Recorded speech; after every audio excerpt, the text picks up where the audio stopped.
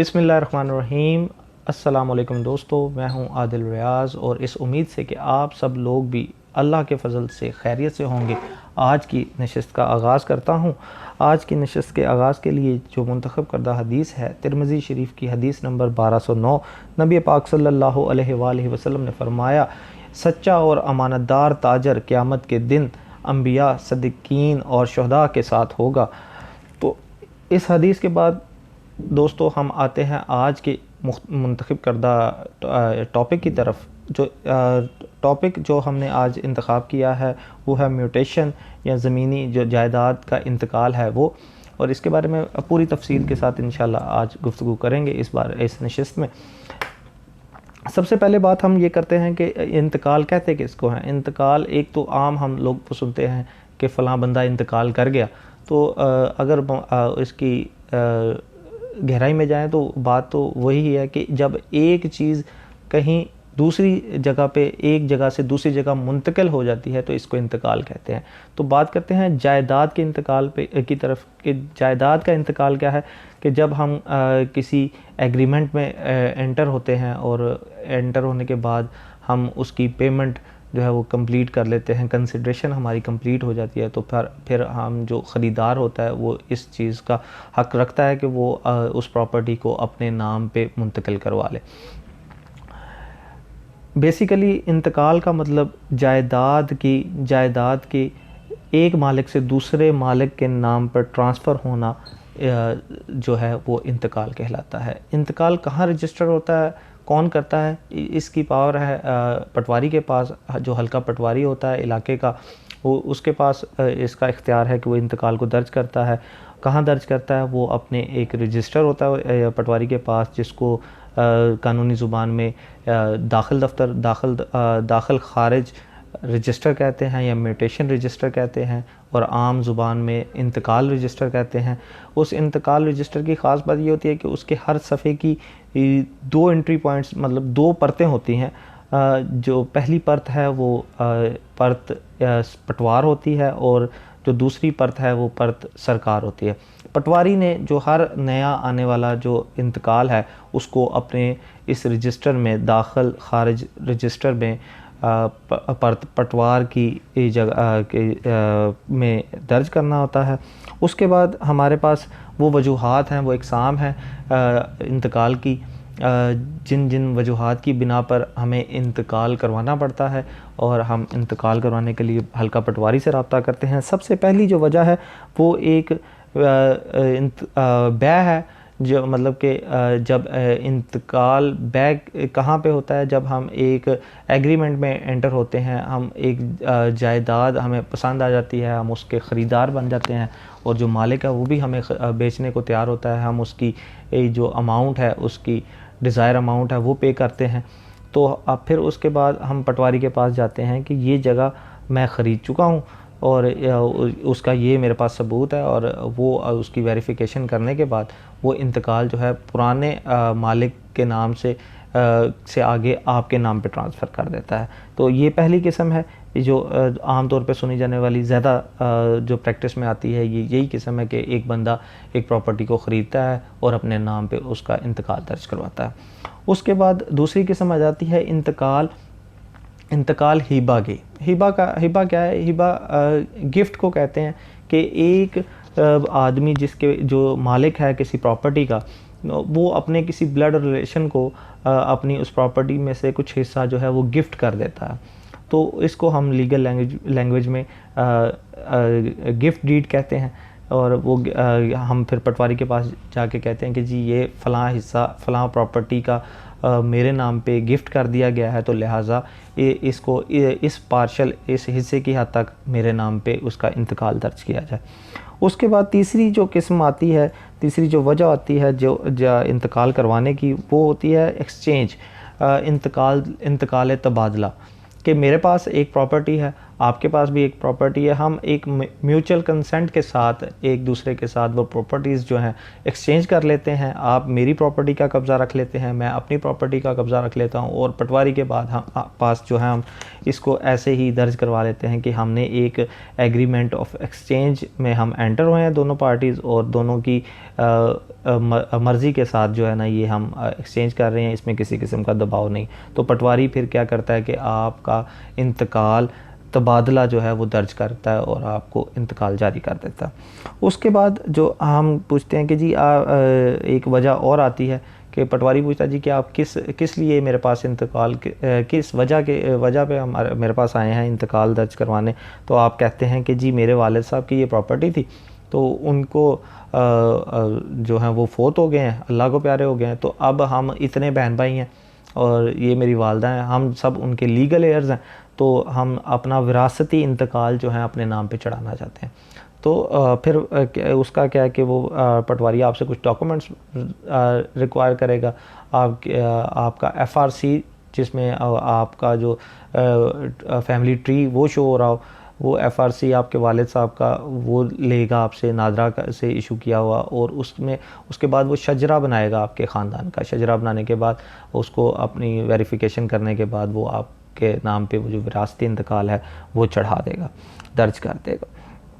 उसके बाद जो एक किस्म रह जाती है वो किस्म है रहन, जो इंतकाल रहन है कि हमारी कोई प्रॉपर्टी है तो हम उसमें से कुछ हिस्सा या वो पूरी प्रॉपर्टी कुछ अरसे के लिए, कुछ टाइम के लिए, स्पेसिफाइड टाइम के लिए हम क्या करते हैं, हम कुछ पैसों के एवज़ या किसी और चीज़ के एवज़ हम उसको बतौर रहन जो है वो दूसरे बंदे को दे देते हैं। तो वो बंदा फिर क्या करता है कि उसका वो एक आर्जी इंतकाल जो है वो इंतकाल रहन जो है मॉर्टगेज की सूरत में वो दर्ज करवा लेता है।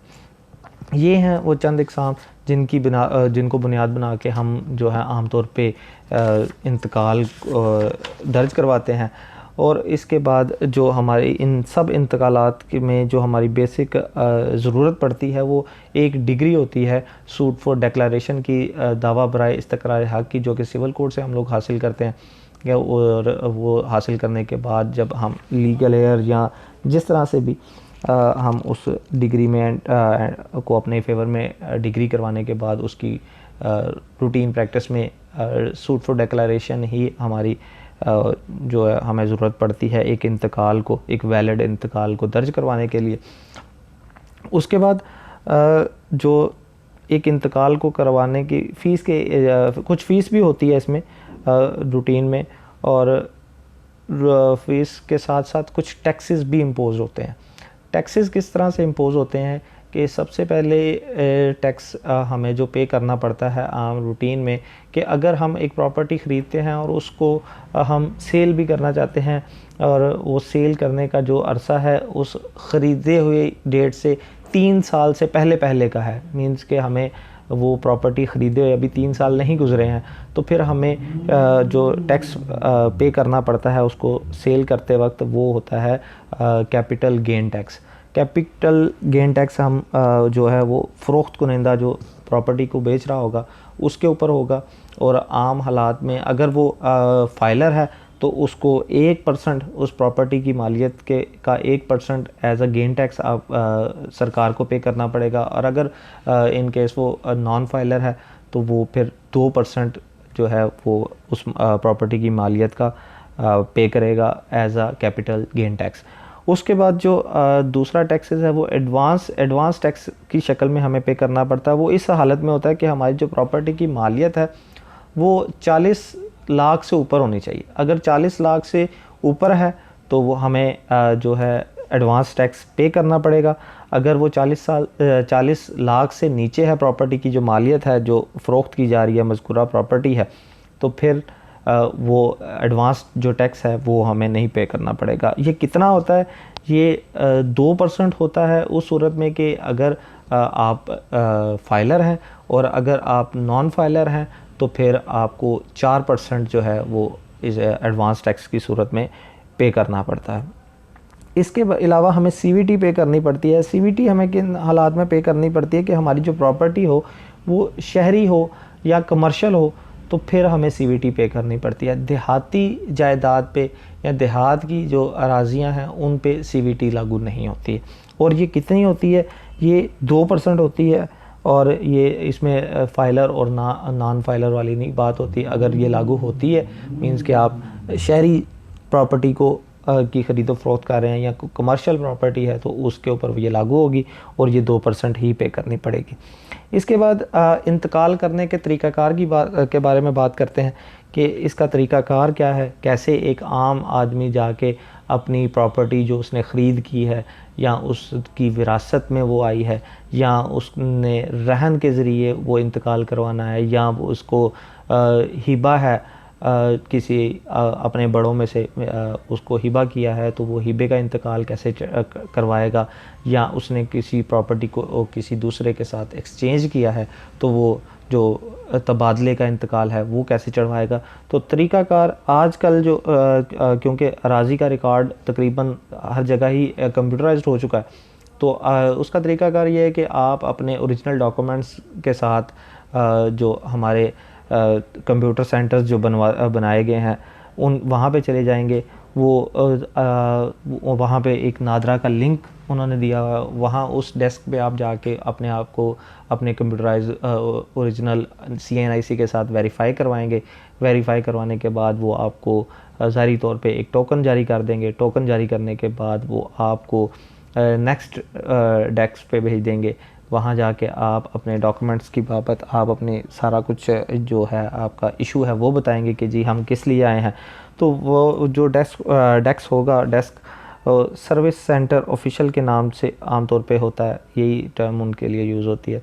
तो आप जब सर्विस सेंटर ऑफिशियल डेस्क पे जाएंगे तो वो आपकी बायोमेट्रिक जो ना थंब इम्प्रेशन की वेरिफिकेशन करेंगे।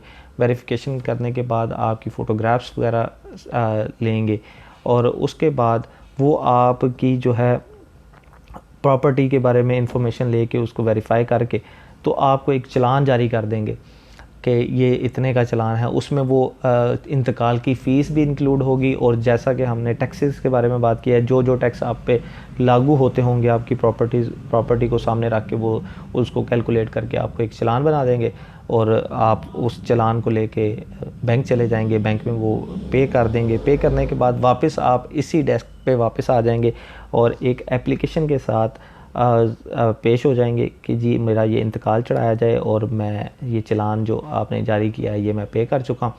तो फिर क्या होगा, फिर वो आपको दोबारा से आपके वो सारे डॉक्यूमेंट्स और आपके पे करदा जो चालान है और एप्लीकेशन है उसको स्कैन करेंगे। स्कैन करने के बाद वो तमाम डॉक्यूमेंट्स की वेरिफिकेशन करेंगे। वो कुछ भी पूछ सकते हैं आपको कि वो आप कहाँ से आए हैं, क्या है, किस तरह से ये आपकी प्रॉपर्टी आपने ये ख़रीद की है, ये जो भी उनकी रिक्वायरमेंट्स होंगी आपकी प्रॉपर्टी के बाबत वो अपनी तसल्ली करेंगे, वेरीफाई करेंगे। वेरिफिकेशन करने के बाद वो आपको ADLR साहब के पास भेज देंगे। वो कौन है जी? वो असिस्टेंट डायरेक्टर लैंड रिकॉर्ड हैं। असिस्टेंट डायरेक्टर लैंड रिकॉर्ड आपको एक दफ़ा से फिर आपके डॉक्यूमेंट्स की आपकी वेरिफिकेशन करेगा। वेरिफिकेशन करने के बाद वो अपने मुतलका जो स्टाफ है उनसे इंतकाल के बाबत पूछेगा या इंतकाल को उसकी नकल मंगवाएगा। नकल मंगवाने के बाद वो सब फैक्ट्स को वेरीफाई करने के बाद वो इंतकाल जो है वो दर्ज हो चुका होगा, वो उसकी कॉपी आपको दे देंगे और इस तरह से ये इंतकाल आपके नाम पर चढ़ जाएगा।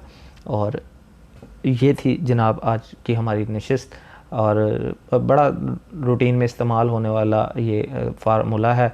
आम लोग जो हैं वो घबरा जाते हैं कि पता नहीं क्या इंतकाल, कौन सी रॉकेट साइंस है। ऐसा कुछ नहीं है, सिंपल सा तरीका। और ये कंप्यूटराइज जब से सेंटर्स बन गए हैं उसके बाद तो ये बहुत आसान हो गया है। कोई भी बंदा जाके अपनी विरासत का इंतकाल चेक कर सकता है, उसको चढ़ा सकता है, अपने नाम पे दर्ज करवा सकता है। तो दोस्तों उम्मीद है कि आज की नशिस्त से आपने बहुत कुछ सीखा होगा और आपके ये काम आएगी। अगर आप महसूस करते हैं कि यहाँ से एक चीज़ भी आपने सीखी है तो ज़रूर मुझे अप्रिशिएट करें, मेरे चैनल को लाइक करें, वीडियोस को लाइक करें, चैनल को सब्सक्राइब कर दें, शेयर कर दें वीडियोस को और बेल आइकन को प्रेस कर दें और ताकि मेरी हौसला अफजाई भी होती रहे और साथ साथ मैं मज़ीद मेहनत करके आपके लिए नए से नए टॉपिक पे वीडियोस बनाता रहूं। और अल्लाह आपको और अपने हिफ्ज़-ओ-अमान में रखे, दुआओं में याद रखें। अल्लाह हाफ़िज़।